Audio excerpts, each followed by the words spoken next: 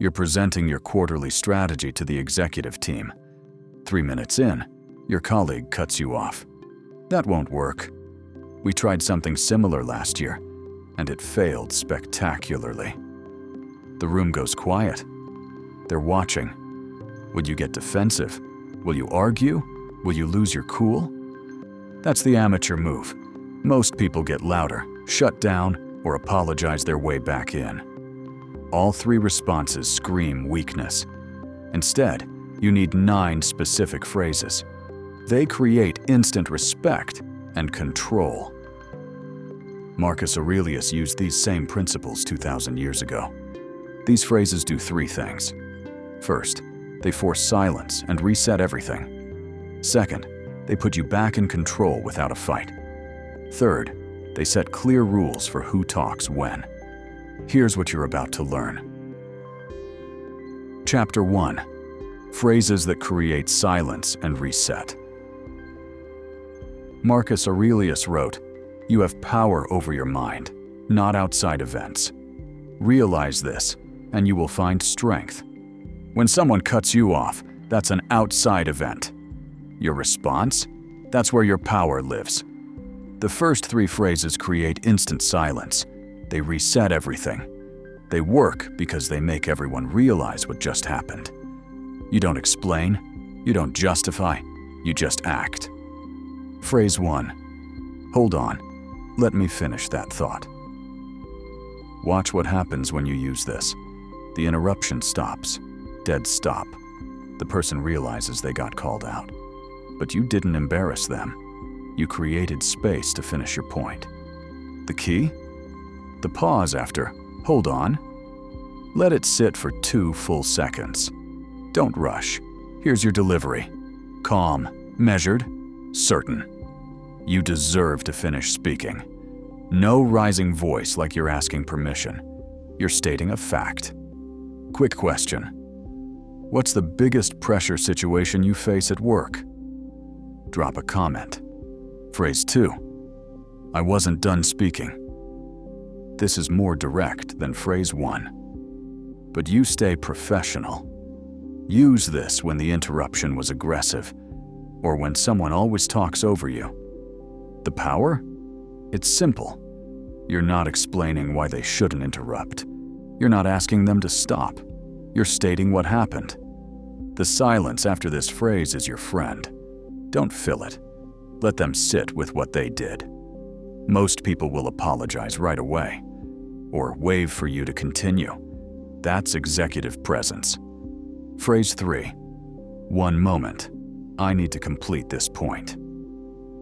This phrase does 2 things at once. It sets a boundary and keeps you moving forward. You're not just stopping them. You're showing that your words have value. They deserve to be heard completely. The word need is key here. Not I'd like to or I want to.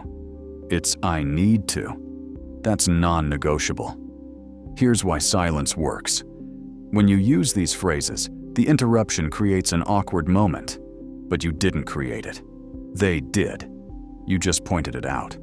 The silence makes everyone see what happened. The biggest mistake people make after using these phrases is apologizing or over-explaining. Sorry, I just wanted to finish my thought, or I know you have great input, but let me just wrap this up. Don't do that. You've already handled the situation. Complete your point with the same authority you used to reclaim your speaking time. These phrases work because they're based on a fundamental Stoic principle. You control your response, not their behavior. You're not trying to change them or teach them meeting etiquette. You're simply maintaining your right to complete your thoughts. Same principle when someone interrupts you in a client meeting or during a presentation. The phrase creates immediate consequences for the interruption without you having to become confrontational or defensive. Chapter 2. Phrases that redirect control back to you. Sometimes silence isn't enough. The interruption happened. You've acknowledged it, but now you need to seamlessly redirect control back to yourself without creating confrontation. This is where Epictetus comes in. He taught that No one can hurt you without your permission. When someone interrupts you, they're attempting to take your permission to speak. These next 3 phrases take it back. Phrase 4. As I was saying, this is the smoothest redirect you have. You don't call out the interruption. You don't make anyone look bad. You just keep going like the interruption was a brief pause. The power? Your tone and timing. Use this when the interruption was quick, or when keeping relationships matters more than proving a point. Your colleague jumps in during your project update. You pause. Let them finish. Then, as I was saying, the third quarter numbers show a clear trend. The beauty? It makes you look unshakable. You're so focused on giving value that small disruptions don't throw you off. That's executive presence. Phrase 5. Let me build on what I started. This phrase admits something happened without starting a fight. You're not saying they interrupted. You're not calling out bad behavior. You're just saying you want to keep building your point. Use this with teams where you need to keep things friendly, but you still need to finish your thought. It works great when someone interrupted to help or add value. Here's the key. The word build means progress. Moving forward. You're not going back to repeat yourself. You're still constructing your argument.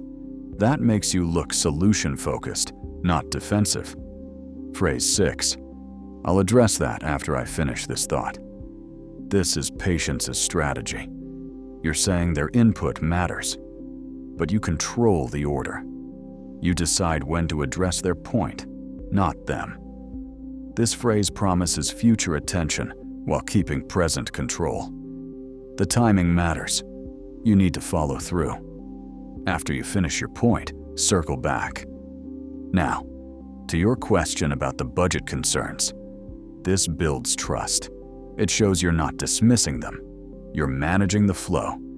These redirect phrases work because they use patience as strategy instead of reaction. You're not fighting the interruption. You're managing it. You're not trying to punish anyone. You're keeping your right to finish your thoughts. The relationship stays good because you're not making it about them being wrong or rude. You're making it about your need to give complete, valuable information. That makes you look professional and focused, not petty or defensive. Here's where it gets interesting. Chapter 3. Phrases that establish turn-taking rules. When redirects don't work, you escalate. These final 3 phrases set clear rules for who talks when. They help everyone in the conversation. Seneca understood this.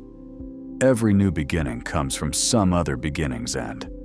Sometimes, you need to end the chaos, then start structured talk. Phrase 7. I'd like to finish, then hear your perspective. This phrase creates a clear order. You speak first, they speak second.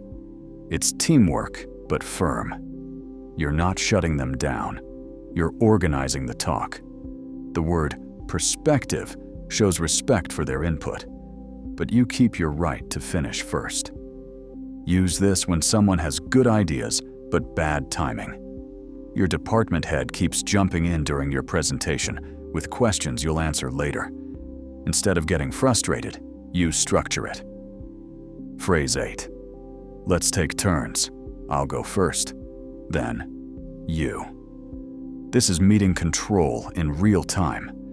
You're not asking permission, you're setting ground rules. The phrase works because it's fair and clear. Everyone gets to speak, but there's an order. This makes you look like a leader who can handle tough conversations, not someone who gets rattled by interruptions. You're solving the problem, not just reacting to it. Phrase 9. I need 2 minutes to complete this, then it's yours. Time boundaries work because they're facts. It's not about who's more important. It's not about who deserves more speaking time. It's about giving you a specific, clear amount of time to finish. The phrase, then it's yours, shows you're not trying to take over the conversation. You're trying to organize it so everyone gets heard. Right. That's the difference between controlling and being in control. When do you use structured rules versus softer redirects? It depends on the situation and relationship. Use phrases 7 through 9 when you're dealing with chronic interrupters, or when you're in a formal presentation, or when the stakes are high enough that incomplete communication could cause real problems. The pause framework, tying it all together. Here's how to remember when to use each phrase. P. Pause and breathe. Stay calm. A. Assert your boundary. Choose your phrase based on the situation. U. Use silence. Let the phrase land. S. Sustain your point. Complete your thought with authority. E. Evaluate and adjust. Read the room for next time. Phrases 1 through 3 for instant reset. Phrases 4 through 6 for smooth redirects. Phrases 7 through 9 for structured rules. Conclusion. Volume isn't power, control is. Comment which phrase you're using first. Executive by day, Stoic always.